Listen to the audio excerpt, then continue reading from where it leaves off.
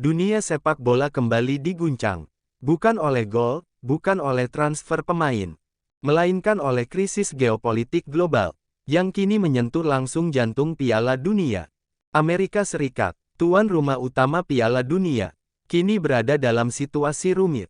Ketegangan dengan Iran kian memanas. Isu keamanan, visa, diplomasi, hingga potensi gangguan stabilitas global, tak lagi bisa dianggap remeh. Dan di tengah semua itu, FIFA akhirnya mengakui satu hal penting. Piala Dunia tidak bisa dipisahkan dari kondisi dunia. Satu kalimat sederhana, namun maknanya menggetarkan. Sumber internal dan pengamat sepak bola global mulai membicarakan skenario darurat. Bukan pembatalan, melainkan opsi pengamanan masa depan. Dan disinilah nama itu muncul. Perlahan, tapi pasti. Indonesia, negara yang selama ini dianggap kuda hitam, kini masuk dalam peta skenario besar FIFA. Kenapa Indonesia? Karena stabilitas politik relatif aman. Karena kawasan ASEAN dinilai netral. Karena infrastruktur stadion terus berkembang. Dan karena satu hal krusial. Indonesia tidak punya konflik langsung dengan pihak manapun. Di balik layar, FIFA tak ingin kecolongan sejarah. Piala Dunia adalah simbol persatuan dunia, bukan korban konflik geopolitik. Jika Amerika tersandera situasi global, jika Iran jadi titik sensitif, maka FIFA harus siap dengan rencana cadangan. Dan Indonesia perlahan naik ke permukaan, bukan sebagai pengganti resmi.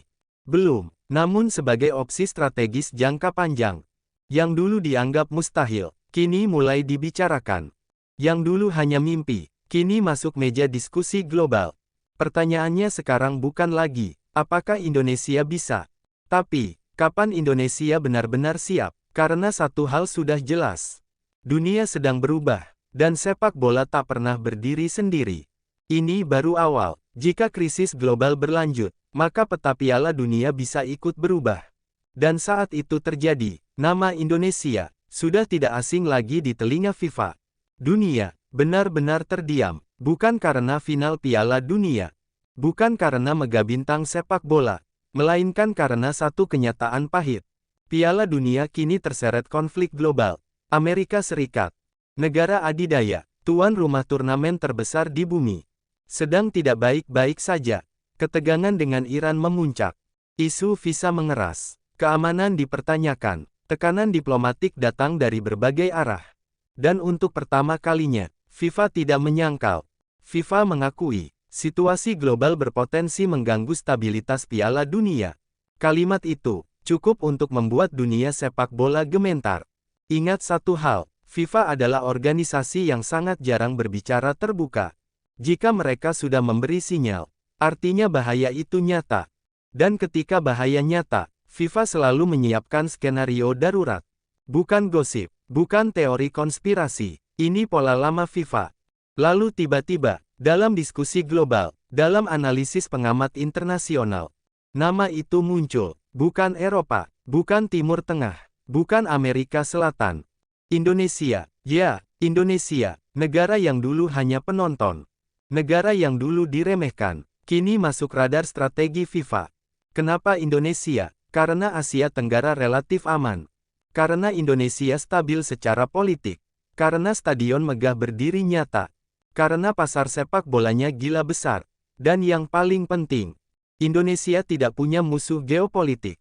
Di saat Amerika ditekan konflik, Iran jadi isu sensitif, Eropa penuh kepentingan, Indonesia justru berdiri di tengah. Netral, aman, strategis. Inilah yang membuat dunia mulai bertanya. Apakah FIFA sedang menyiapkan plan B? Bukan untuk hari ini. Bukan untuk besok, tapi untuk jika situasi meledak. Dan jika itu terjadi, Indonesia sudah masuk peta, yang dulu dianggap mimpi gila. Kini mulai terdengar logis, yang dulu dianggap wacana kosong. Kini jadi bahan analisis global. Satu hal pasti, Piala Dunia tidak boleh gagal. Dan FIFA tidak akan berjudi dengan konflik.